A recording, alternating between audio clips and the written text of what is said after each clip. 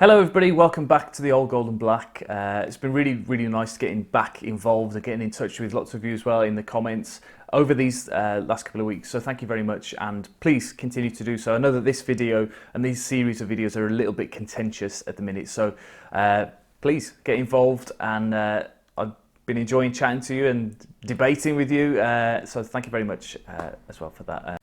I am, of course, here in my BBC News home studio in front of a bookcase, as you have to be nowadays if you're going to be on television, so I've had to move the camera downstairs for that. But today we're talking about players who either are going to be sold to raise funds for the team, or are going to be perhaps a lesser role in the squad, so somebody who's going to be perhaps a squad player who's more of a starting player this season.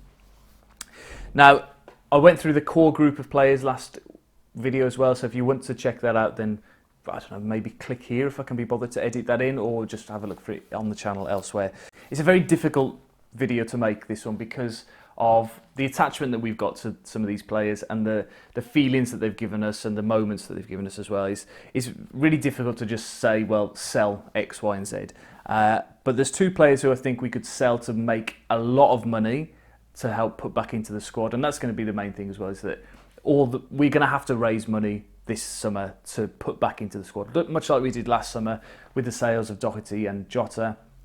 I could see probably two key players leaving again this summer, and I'm going to predict now who that might be. So, first of all, no surprise to anybody who's watched this channel or watched me on Talking Wolves over the last couple of weeks, and that's Adama Traore. Now, I've sort of put a really low price tag on him recently because of his poor performances, but he's still a very unique player, and he's still a player who I think will attract some interest in the summer.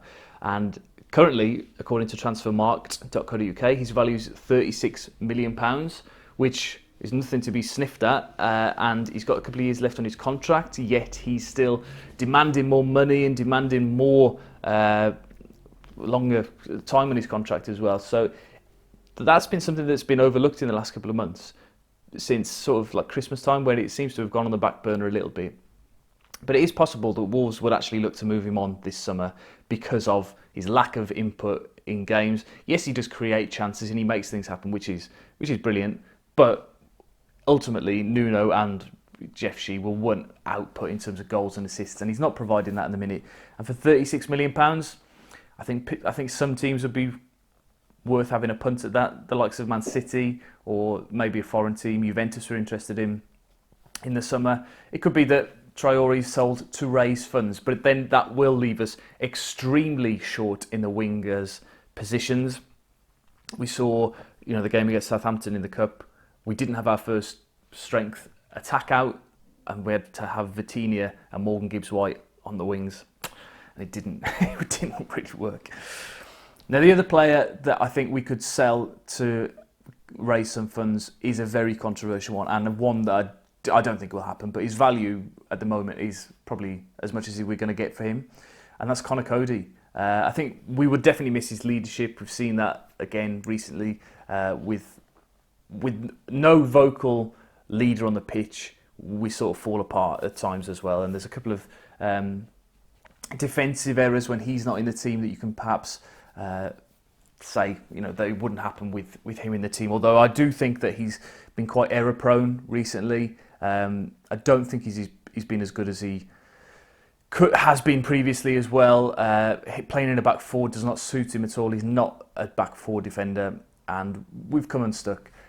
With him now having England caps to his name, adds a bit more value to him as well. And Transfermarkt have got him at 22.5 million. So if we were to sell the likes of Adama and Coady, that would bring in nearly £60 million worth of transfer funds on top of the money that Fosun would invest in the summer as well. So I think it's worth thinking about. They're probably two key players that we don't want to see go, but could go. It also opens up the defence is a key area for improvement and for strengthening. They're not as good as they have been at all this season in comparison to previous years. So it is something that would open the door then to investment within the defence as well. Now, there's other players as well who I think there's question marks over their future. First and foremost, Morgan Gibbs-White. He had a really good start to his loan spell out at Swansea. I don't agree with him coming back at all. He just come back from 3 months out and, you know, started to regain a bit of fitness and would have played the rest of the season, you'd imagine, in a Swansea team who were doing very, very well this season. And that would have been brilliant for him to have a possible promotion on his CV, go and get a few goals, a few assists. Swansea fans were really, really pleased with his performances so far. So it does seem strange the Wolves have dragged him back to sit him on the bench. I don't think they genuinely thought that he was a replacement for Jimenez. So I don't know what the point of that was at all. It will be interesting, I think, to see what happens to him in the summer. I would probably, if I was Gibbs-White's agent, I'd be pushing him to leave now. You know, it's very easy to make comparisons with the likes of Phil Foden and Hudson-Odoi, who are in that under-17s World Cup squad, but they've had more minutes and they've been given more opportunities, and when they've been given those opportunities, they've been taken. So it's a difficult one, and I can't see a future for him at Wolves. He doesn't fit into the system that we play. Very similar with Vitinha, which we'll come on to in another video, I think. But I think probably Gibbs-White's had his turn now.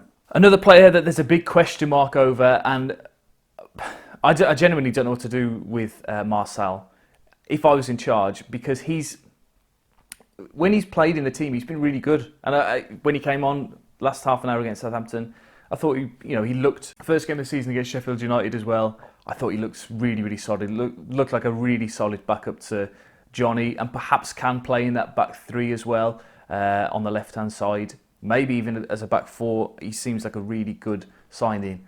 But his injuries so far this season have been appalling. The fact that he's missed so many games of the season, or when he's sort of got back into the team, he's come out and has been injured. Real question marks over his future at Wolves as well. I think he's 32, 33, something like that. So he's not even like it's something worth sticking to because he'll be good in the future. But as I said, he does seem like a very, very solid option at left back. And perhaps next season, when Johnny's hopefully playing every game, he might be a good backup option to have. But there's question marks over him for me. Ruddy as well. I know that he signed a contract earlier this season, but I think we could command a pretty decent fee for him, a couple of million at least, from a Championship team or a lower Premier League team.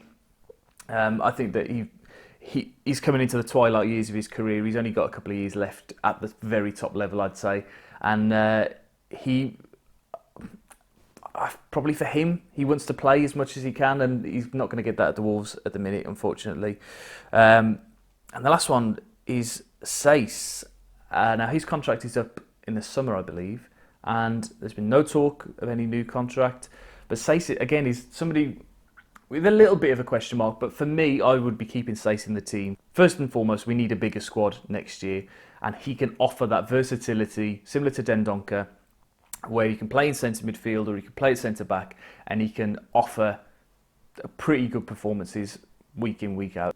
He's good for a mistake now and again, but on the whole, Saïss will be an excellent squad player next season, somebody who can come in for a game when somebody's injured, or come off the bench for the last 10-15 minutes and be pretty good.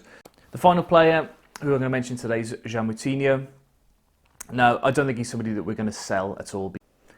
His performances have been poor the last 2 or 3 months, apart from the Arsenal game when they were down to 9 men. That's when we saw the proper Moutinho, but you can't have a player who's only good against 9 men. There's no point selling him. I don't think his value will be that much in the market either. And his experience to the team. In this hypothetical scenario as well, if we're getting rid of Coady, the last thing you want to do is get rid of another leader from that sort of core group, as I suppose you'd say. But he's not somebody we should be building the team around next year.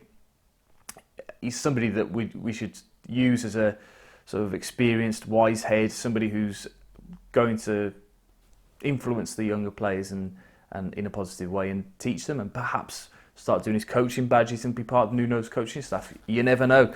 So that's the end of this video, the sort of fundraisers / question marks video. I don't think there's going to be enormous numbers of players coming in next season. I think it's going to be a couple of players leaving, a couple of players coming in. I don't think Nuno or Jeff Shee's the kind of man to have huge changes. But it could be that we do see a couple of favoured players, a couple of players who we really do like moving on and cashing in on them when they're at their peak. So thank you very much for watching. Please do get involved in the comments down below if you've got any thoughts on the players who I've suggested that Wolves might sell in the summer. And then the next video is going to be on players who Wolves might bring in. Now, as I've said to you before, I'm not a great expert on European football or suggesting players that Wolves might bring in. I still think that Jamie Vardy will be an excellent signing for Wolves. So please, if you've got any ideas, put them in the comment section down below, and that's going to be the basis of the next video as well, is thinking of players that Wolves might bring in. And the positions, certainly. I can talk about that, definitely the positions that Wolves need to sign for. So there'll be a live stream half an hour or so before the Leeds match on Friday night, so watch out for that on the channel. And subscribe if you haven't already. Thank you very much, and I'll see you soon. Bye-bye. Buzzing down the chip shop, by now you must have heard the Wolves I'm going to Wembley, buzzing either word.